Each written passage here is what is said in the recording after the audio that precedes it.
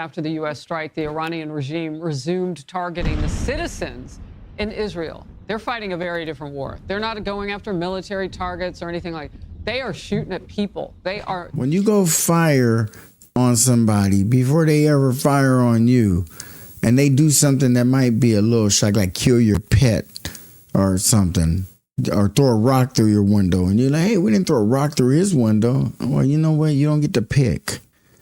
When you take an offensive action on someone or country, especially, you don't get to pick how they respond.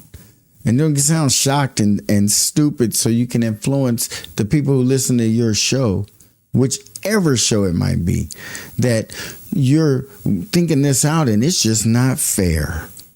It's just not fair for Iran to start attacking civilians. And the United States just sneak attacked them and drop bombs and are shooting off bragging rights that we took out their nuclear capabilities. Now, if in 2 or 3 days something nuclear came out of Iran, we know that wasn't true.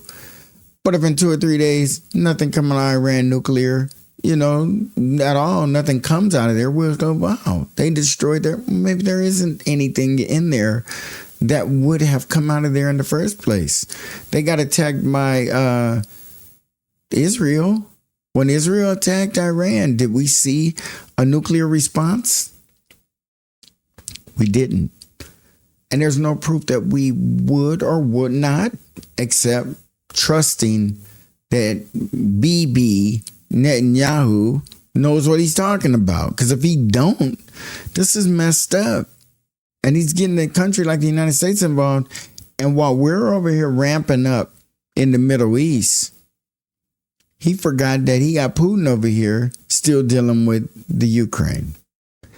And Ukraine can be in a whole lot of trouble just out of frustration for what they're doing over here on this side of the globe. And it could turn the heat up. Is the United States in a place to give Israel and Ukraine weapons at a level where we're actually at war on both fronts? And with the heat being turned up. This isn't just what Russia and Ukraine were going through. Things are starting to heat up. Starting to heat up a whole lot more. And why is Trump getting involved in all these negotiations and not coming out of them successfully?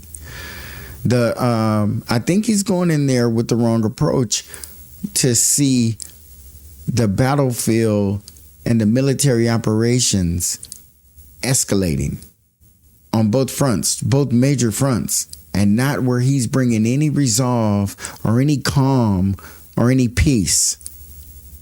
He needs to think about that. And we all do too. Sending those missiles into major civilian areas, some 27 overnight around Tel Aviv and Haifa.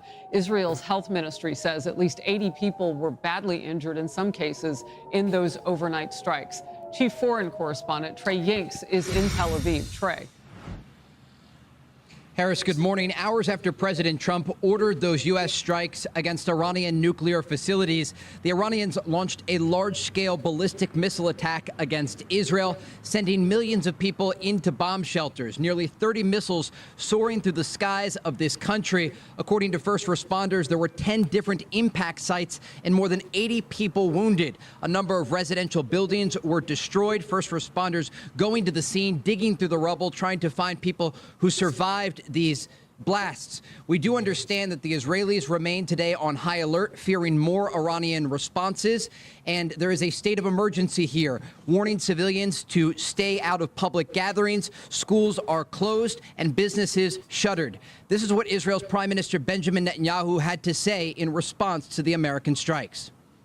History will record that President Trump acted to deny the world's most dangerous regime the world's most dangerous weapons.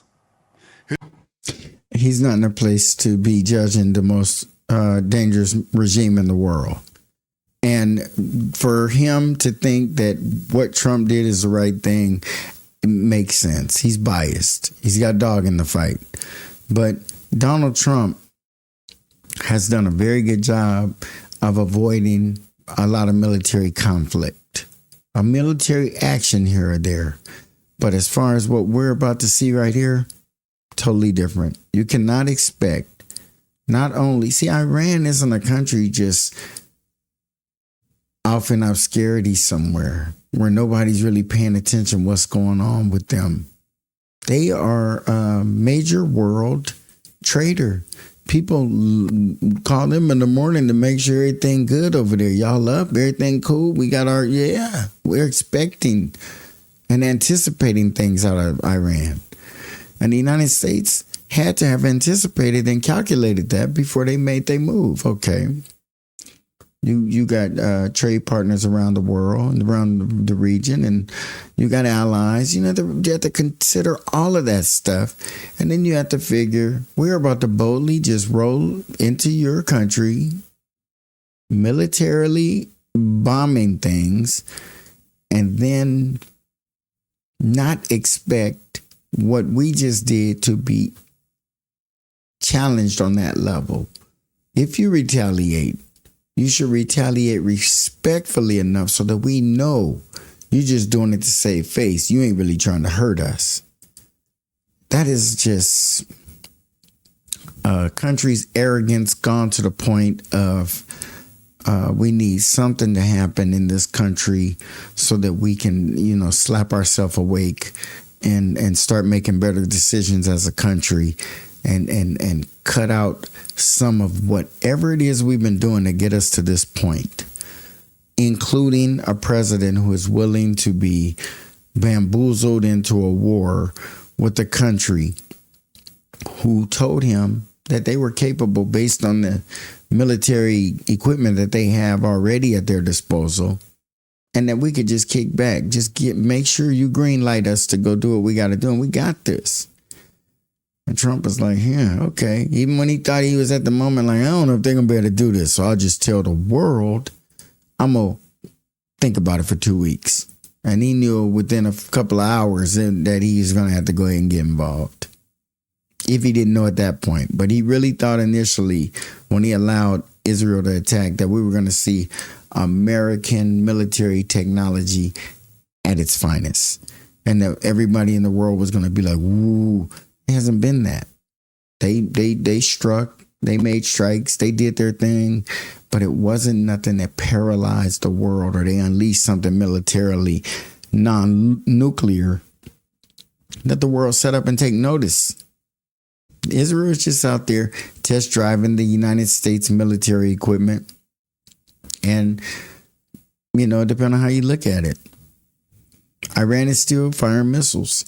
His leadership today has created a pivot of history that can help lead the Middle East and beyond to a future of prosperity and peace. The Iranians have responded, saying all options are on the table about a possible response to the U.S. strikes overnight. And the country's foreign minister releasing a statement saying, quote, last week we were in negotiations with the U.S. when Israel decided to blow up that diplomacy. This week we held talks with the E3 EU when the U.S. decided to blow up that diplomacy. What conclusion would you draw? Again, American... I know it seems reasonable for somebody to say, look, the best thing that we can do is sit down at the table and talk, discuss it, figure it out. You might not like the fact that I don't think you have as much leverage as you think you do, and I won't just go directly away and do what you tell me to do. But you have things in the world that make Iran uncomfortable, make them feel threatened. Hell, Israel coming in and attacking them first, without it being some kind of a treaty, that kind of stuff can't happen. You have to ensure them their safety too. They can't just be, at a moment where Israel wakes up and decides, yeah, they're going to attack us if we don't attack them, and no one else in the world agrees but them. Then how much safety and security does Iran have? It has to be involved in the negotiations, and in fairness, everybody should be able to go to bed at night and know that nothing crazy is going to happen. And if anything ever happens militarily, it will be because we have went to the end of the road as far as diplomacy is concerned. With the end, nowhere else to go. And that makes sense. But beside that, we can work it out. People still talking. And the U.S. is now trying to scare. The words didn't work. So now we're trying to scare Iran by, just kind of couple of little smacks upside the head, see if that gets them. It's not. And hopefully we won't have to go any further militarily than that. And hopefully no one else who is a friend of Iran will get involved, because that then will be something that we won't be able to dial back, unfortunately. Forces and the Israelis remain on high alert across the region. There's real concern about a possible response that could come at any moment. And we do understand that both current and former Israeli officials continue to praise President Trump for this decision, understanding that it has changed the reality for the Middle East, going after these key nuclear sites in Iran and taking away that important piece of leverage that the regime had just 24 hours ago related to their nuclear program. Harris? But it's leverage if they had a nuclear program that was taken out. If they really have nuclear sites underground being protected so they won't be blown up, and they're for their energy and technology and truly not military grade weapons, that's messed up.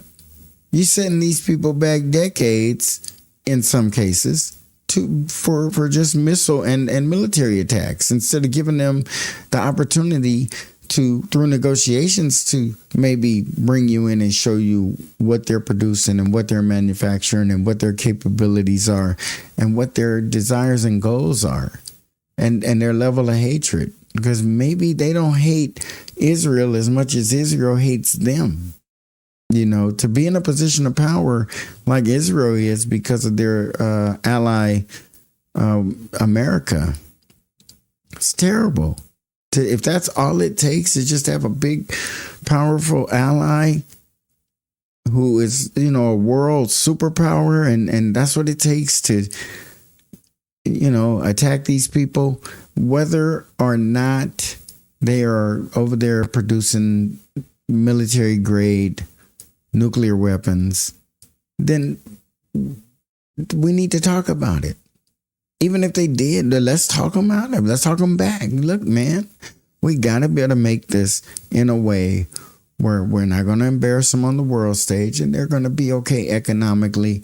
And first off, you're not going to disarm them and then attack them. A lot of people are afraid of that because that has happened before in regime changes. And it's very unfortunate for somebody to disarm, to comply, and then be attacked anyway. Trey, I'm curious. You said through your reporting that all options are on the table for Iran. What does that even mean at this point? And are they hitting Israel in a way that they anticipated? Is it bigger? I know they're hitting civilians, and that is horrible, and they can continue to do that. But I had been reading maybe they wouldn't have as much in terms of weaponry at this point. Yeah, Harris, you're exactly right. And I spoke on the phone earlier with Israel's former defense minister, Yoav Gallant, and he said it would be a grave mistake for the Iranians to respond to these strikes overnight that were ordered by President Trump. It would be a grave mistake for the Iranians to respond. That's arrogant as it gets. We're going to attack you militarily, and it would be stupid for you to respond. Yeah, the United States needs their closest friends. Well, not Israel, excluding them. Whoever else in the world they listen to, they need to sit them down and talk to them. Come on, man, y'all tripping. You know what I'm saying? You can't be doing that. Break it down to them and let them know that as your allies, that is going to affect our relationship. And we're not telling you we're not going to be your allies anymore, but do not think that we're going to support that kind of behavior in the world when you're going around just strong-arming people and slapping around countries just because you can or because you don't like the way they think. Wrong. It's got to be a better way to resolve that and allow those people to continue to live their lives to the highest quality they can and allow them to make money. Shutting down countries, creating war zones, refugees fleeing the borders. And come on, we're beyond all that. We are, and we should be. We should not be doing this anymore. Creating poverty, creating human rights emergencies and catastrophes.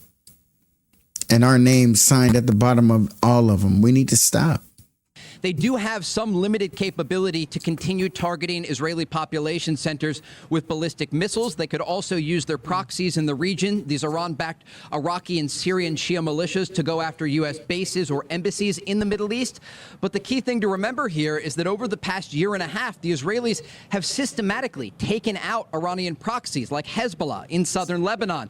The Americans and the Israelis have gone after the Houthis in Yemen.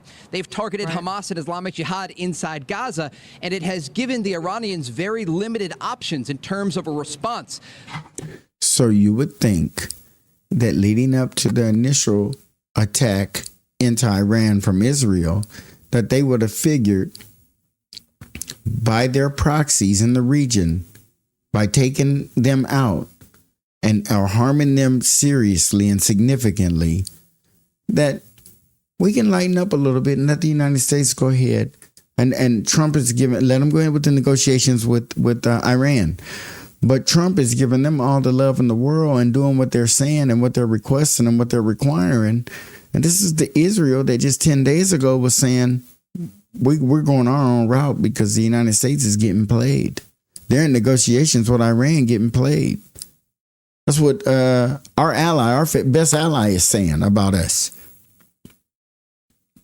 And Trump didn't say, well, hold up, what you mean we getting played? We're not getting played. We handling this so that nobody had to die. And you say we getting played. Okay. You know what I'm saying? We'll play this. But nah, he never took the lead. He feel like he owed Benjamin Netanyahu's son. He doesn't. He don't owe him anything. And he needs to act that way. He has to take control when it comes to the potential for this amount of people who could die. It's just his job as president.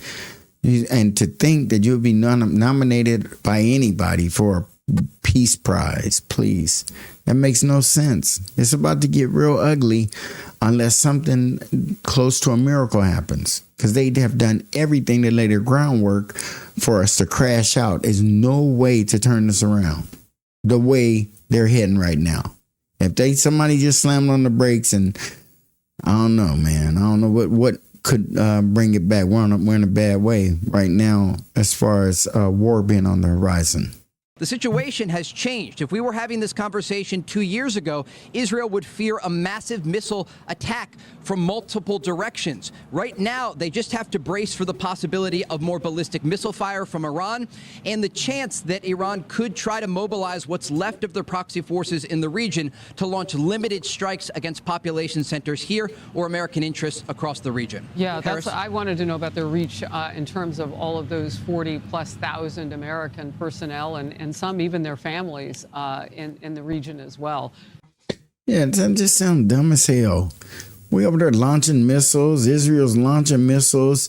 And before the United States entered, they're still prior to Israel attacking Iran, anything USA that's breathing air like us should be out of there. Unless they're in a military uniform and they're stationed over there. Any family, civilians, U.S. interests in civilian clothes, out of there. But if they're still there now and we're already dropping bombs and we're like worrying about scrambling, getting them out, are we really trying? What in the hell is going on there? Why wouldn't them people have not already been thought of and expedited out of there? It seems like somebody is trying to leave some civilians around to get hit so we can have more anger and support. We don't need that. We got enough support. There's a lot of people who support this action, and there's a lot of people who don't. But when you have a president who makes a decision and you really feel like it's his own, you can agree with it or disagree with it as much as you want to, but you know it's genuinely his heart and his mind that's settled on this. But when you get tricked into a war that is possibly going to spiral into World War III, it's very unfortunate and sad. And one half of the American people call the other half stupid for voting for him, and the other half call that half stupid for this. And it's just a total disrespect when we are way more closer than we are apart. But we don't want to relinquish this opportunity for a victory for those of us who support Trump, believe in Trump. And those of us who don't, we want to make every move he make right now just look like the worst thing in the world. And I think we need to just stop the rhetoric and stop the arguing and stop fighting over what's total bullshit and tell the truth. That's the only thing that's going to help us all so that we can vote appropriately and not vote with our hearts and with our anger and our disgust. We need to vote with our minds and think things out, because it does not look like at this particular point, and we're only 6 months into Trump's administration, they are using their heads in this particular situation. There's no way they could be thinking real hard to try to get out of this that way. There's other forces involved, and it's not good right now for us. So we'll get into that with Joey Jones. You set it up perfectly. I'm so appreciative of your reporting always, Trey. Thank you. In focus now, Joey Jones, retired Marine bomb technician and Fox News contributor. So let's talk about the exposure, if you will, of our men and women in the military in that region right now. And are we more worried or less, do you think, at this point? I think you have to be a little bit more worried today. You don't know what Iran's going to do. You have Soleimani as an example. We had a guest on Fox and Friends this morning, and he kind of tried to thread the needle and said he thought they would do more than what they did after Soleimani, but try not to do too much to create a reaction from us. My guessing at it is, do they try to go after capabilities rather than personnel? Do they want American blood, or do they want a PR win after they've been embarrassed on the international stage? If you've been attacked, and those are it sounds like this isn't a war. It sounds like it's some kind of a damn sporting event. What is their strategy going to be coming back? Because it can't be lethal. We ain't trying to, have Iran even think about going there. How do we know? That, of course, in our mind, if they don't respond at all, will let us know to do it again and again until we be like, whoa, we didn't know it was going to be that easy. The best thing in the world we could do is just make peace. The best thing we could do in the world is to stop destroying resources, products that are needed in the name of Israel being afraid that Iran is going to attack them. I believe that we could have gotten out of Iran a pledge that there would be, because there was no military action going on between Iran and Israel since the last time Israel attacked Iran, and Iran, lobbed a couple of missiles up there and let the Iron Dome do its job, and everybody is happy. They did not feel disrespected, and Israel felt like, yeah, you better not, okay. But how many times can you keep doing that? Testing them, seeing how they're going to respond, if they're going to respond, and yet telling the world they got nuclear weapons. If we go the route that Israel wants to go and that the United States looks like they're complicit in going, we are definitely going to know whether or not they have nuclear weapons. And if this turns out to be another Iraq, and in my personal opinion, they have no credibility at all in this kind of front. On this front, no. But if they are given the opportunity to prove themselves once again, and they prove that Iran was truly producing nuclear energy for other than lethal reasons, then I don't know what to say. We can't just keep marching on if this happens like this. We can't just pretend it didn't happen. It would have to be addressed and dealt with by the American population. There's no way we can allow them to continue to do this, because it means they're not even governing. They're just winging it. They're just doing whatever, and we're just accepting whatever they tell us. I don't know. I don't even know what capabilities they have left. That's my question. And so that's a big part of it as well. So it's not a wait and see, it's a wait and hope, I think. Okay, so this is important from that Secretary Rubio interview with Maria Bartiromo. He told her there are no planned military operations right now against Iran. That sounds like a really open window if they will step in and take it for negotiations. Yeah, there's soundbite after soundbite from Secretary Hegseth's press conference this morning. I mean, he said very matter-of-factly the president wants them to come to the negotiation table, and he says they know the steps they need to take for peace. Now, Yeah. Don't do nothing when a country attacks you. Those are the steps you have to take for peace. No country in the world should do that to anybody. You go throw bombs on them, and your immediate statement after that, after bombing them, is come back to the table. Why didn't you feel, President Trump, that it would have been a good idea to go back to the table prior to allowing Israel to attack Iran? Would that have been more productive or less productive? Is Iran really at the point and trying to develop nuclear weapons that Israel is accusing them of? Because if they are lying or inaccurate, then we're in a place worse than we were with Iraq, because at least it was our country, and the deception and the confusion and the whatever else you want to use, attribute to that move. But if we can let off another country lead us into the potential of either doing something catastrophic to another country or losing our own country through, even if not through the war effort, but through stacking more money on that deficit. We have to stop spending money. We do not have money for a war. We should be extra careful about launching bombs. And I don't care what we look like militarily. If we calm our little self down and stop dropping bombs on people, that in itself will save us money. Bombs ain't cheap. he didn't tell us what those steps are, but that was in response to a question about, is the Trump administration directly communicating with Iran's leadership? And he said yes. All right, next one, because I've been pulling just headlines in the last 11 minutes now as the sun is setting in that part of the world, as you saw. It's after 6 p.m. there. So the IAEA chief, Grossi, was telling another network they cannot assess the damage underground at Iran's Fordo. Okay, they cannot, do you think? Or they're not being allowed to? Or what is the situation? Because they didn't have eyes on it before all this. It could be both. You do not bomb another country, and then before you're even done sweeping up, they're expecting you to let them in so they can see how much damage they did to your country.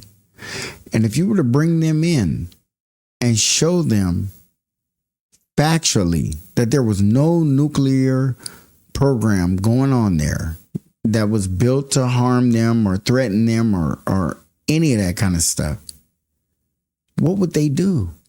How would they rebuild everything they bombed? Would they replenish your missile stockpile that you had to launch at them to defend yourself? How do you deal with that? If they could prove to Israel and the United States, which they probably don't want to, because maybe the thought that they got missile weapons, nuclear weapons, and warheads makes Israel and the United States a little more nervous, or doesn't Israel really know they ain't got it? They ain't gonna get it, and Israel is using that as propaganda to be aggressive toward them. It's a very, very, very unfortunate situation, and the United States should have approached this differently and totally for what it was, a conflict between Israel and Iran. And if we have an issue with Iran, we need to deal with it in a way that we can straighten it out and from our perspective and not from Israel's, because using Israel's perspective is not going to get us where we need to be. It could be that the damage is such that there isn't a direct path in there to see. And we hope that. And probably nobody's getting an invitation into Iran right now to inspect nuclear facilities, no matter where they're from. I would imagine, and what we keep hearing is Israel has boots on the ground there in some form or fashion, and probably plans to do a battle damage assessment of some sort. Okay, I figured. I mean, the IAEA had an opportunity to do more than be duplicitous at one point. They They really, put out, you and I have talked they about put this out before. one report in May that really changed a lot of things, that said for the first time that Iran had violated any agreement they had. But I think that's 20 years too late. Yeah, that's the problem. All right, one last one here. The Organization of Islamic Cooperation, OIC, we're familiar with it because there are millions of Muslims that they say they speak for. Here's what they say. They have now set up a contact group for regular contact with regional international parties to support de-escalation efforts to stop the aggression against Iran and seek peaceful settlement. You've been hearing a lot about people not liking how this is going because they're for the Islamic regime. Yeah, I think if you look at... You cannot like the way this is going and be for America. You could even be for Israel. But you cannot like the way this is going. And you can even admit that Israel and the United States may be wrong. It doesn't mean you're a bad person or you're not loyal or any of that stuff. You could be an honest person. For them to be so dead set on military activity when we have not maintained the best track record as far as our intelligence. Even to this day, we still have Trump disagreeing with cabinet leader, the department cabinet heads, cabinet leaders, senators, everybody. He did our intelligence. He don't agree. He's saying it. It don't make him smart. It just means, as president, all the information that he's received on this particular topic, he feels more comfortable with the information that he's received from that other party. And as the president of the United States, if he is loyal to this country, he should be in lockstep with our intelligence. And if there's a conflict in a story, a report, or a belief, or even an idea, he needs to take care of that with his intelligence folks and not in front of the media.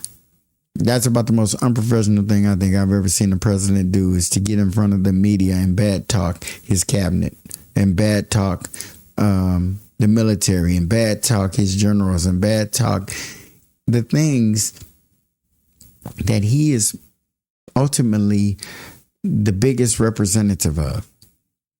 It's just kind of strange. The Arab nations, some of the biggest ones, Saudi Arabia, UAE, and the first statement they put out, and I think the other one was Qatar, they all stopped shy of condemning or almost taking a side. They all said, we need to find a peaceful resolution, essentially.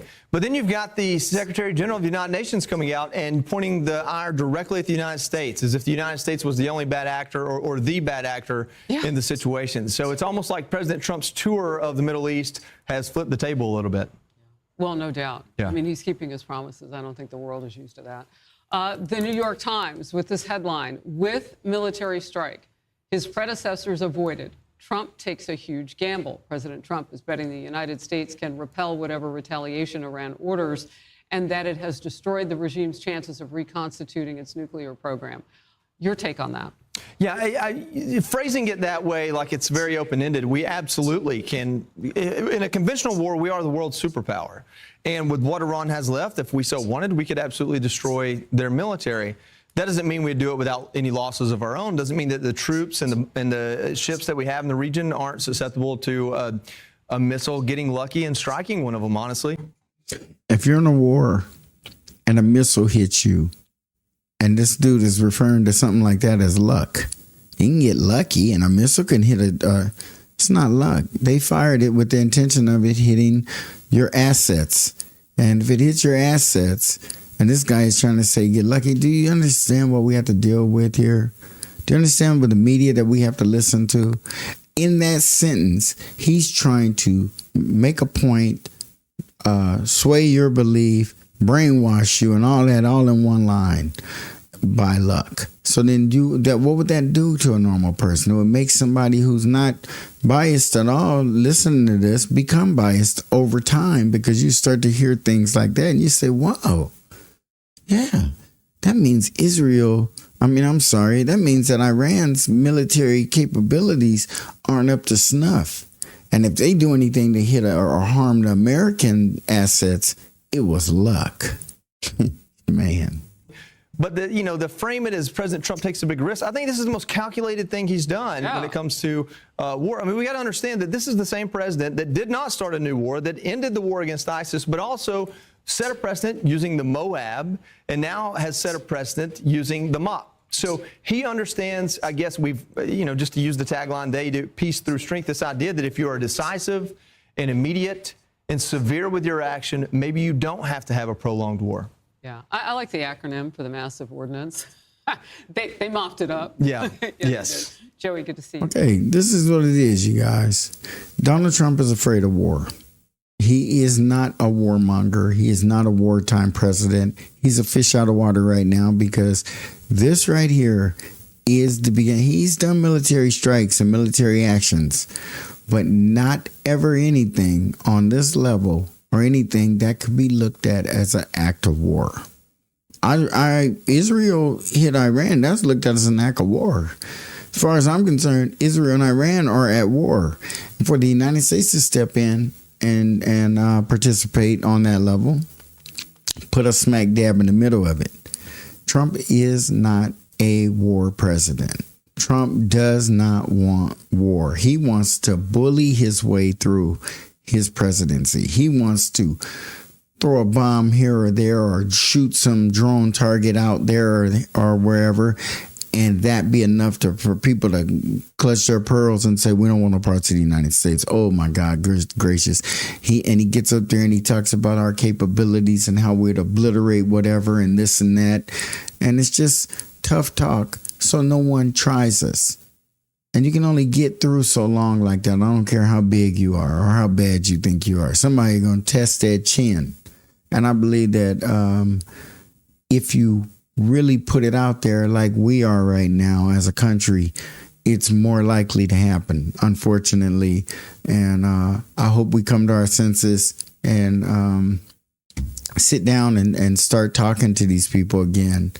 Use diplomacy, and hopefully that will be the path that will help prolong our time here on this planet, because it seems they're doing everything in their power to end it. It's very, very sad and very unfortunate. Please like, share, comment, and subscribe, and we'll see you on the next Black Popcorn.